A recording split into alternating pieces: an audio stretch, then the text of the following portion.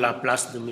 Botalba, ambassadeur itinérant au niveau de la présidence de la République, qui aujourd'hui est empêché pour une mission importante qu'il est en train de faire au nom de l'État du Sénégal.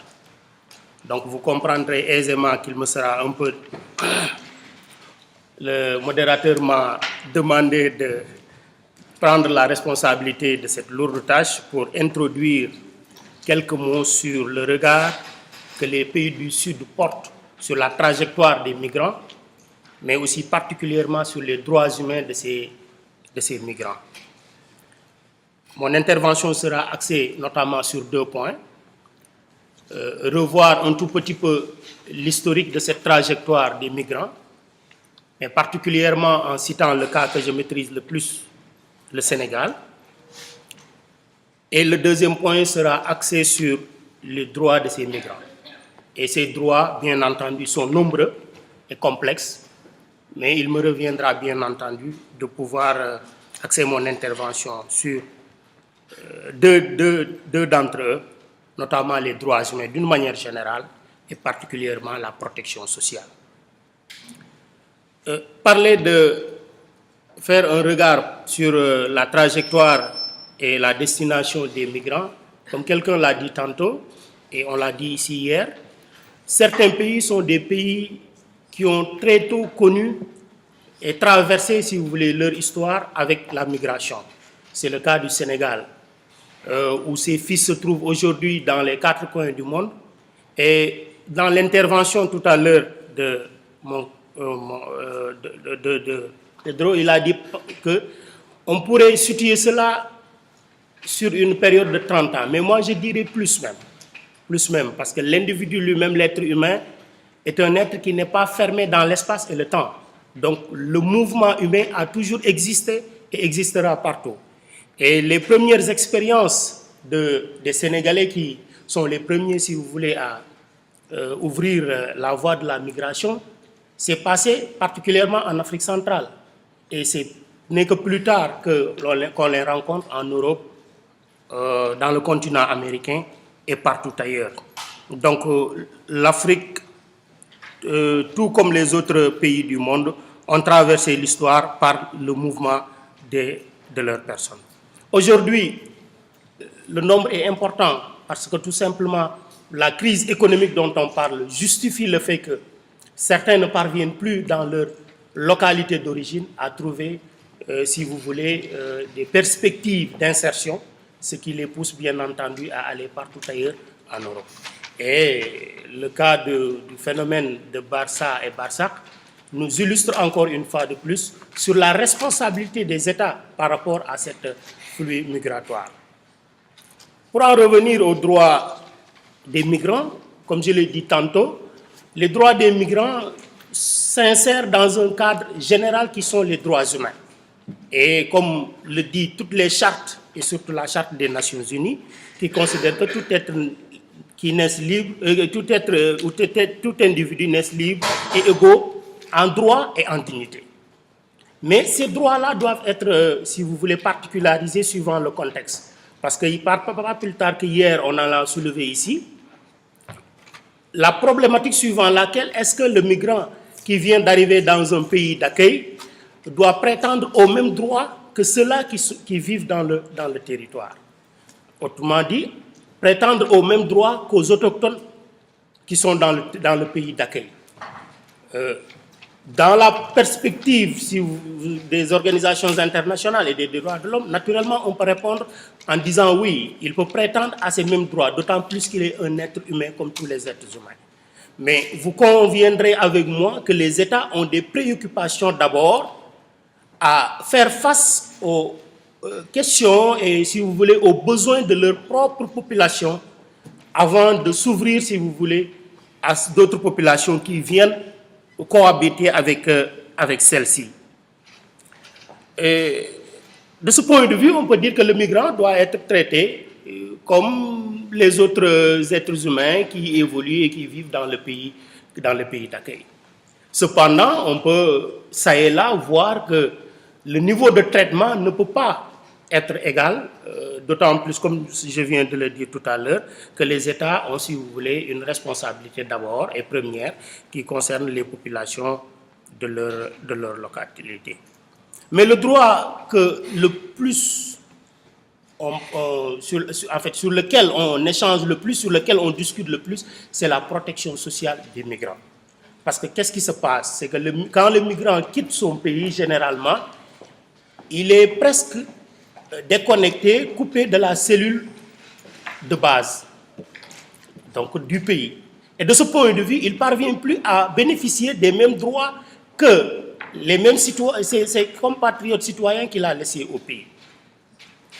Et arrivé dans un territoire autre, il a aussi des difficultés à pouvoir bénéficier des mêmes droits que ces populations qui sont sur le pays d'accueil. Et de ce point de vue, on a comme l'impression qu'il est entre des espaces flottants, il ne bénéficie ni de la protection sociale de son pays et par conséquent aussi il ne bénéficie pas de la protection sociale du pays d'accueil. Et ce n'est pas à lui seul, sa famille aussi est déjà, de ce point de vue, laissée à elle-même et ils sont exclus du système de sécurité sociale. Donc la problématique qu'il va, je pense, repenser, c'est de réfléchir sur comment faire pour que le territoire d'accueil puisse prendre en considération, si vous voulez, la sécurité sociale de ces migrants. On l'a dit aussi parfois qu'il y a un manque de traitement entre les nationaux et les migrants.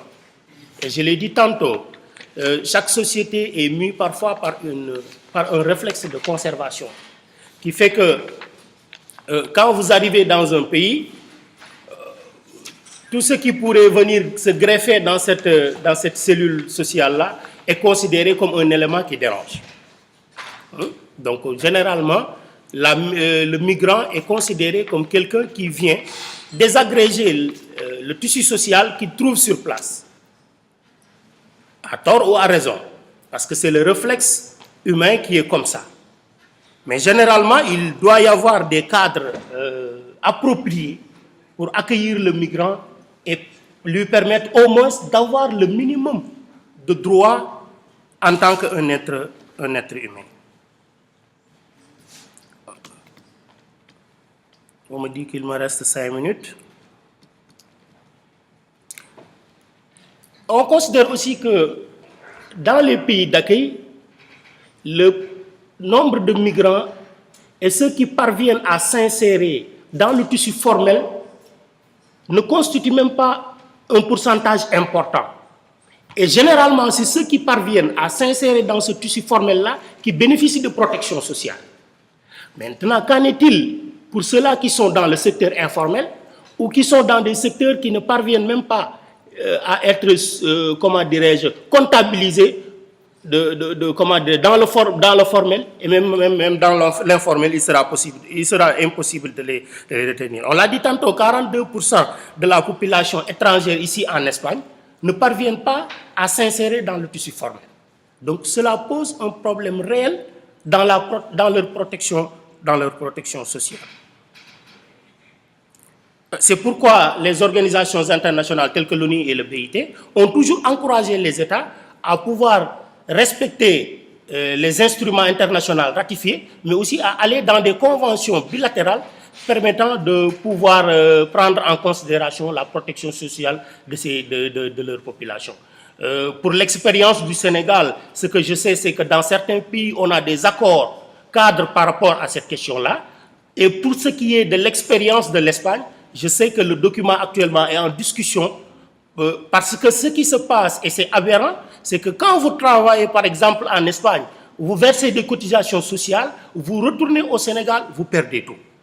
Et cela nous paraît injuste et injustifié. Et de ce point de vue, je pense que la politique, ou bien en tout cas les politiques que les États doivent mener par rapport à ça, c'est de faire de sorte que, quelle que soit la volonté du migrant, qu'il puisse rester ou bien qu'il prend la décision de retourner dans son pays, qu'il parvient à pouvoir jouir de ses cotisations sociales, parce que tout simplement c'est un droit. C'est un droit.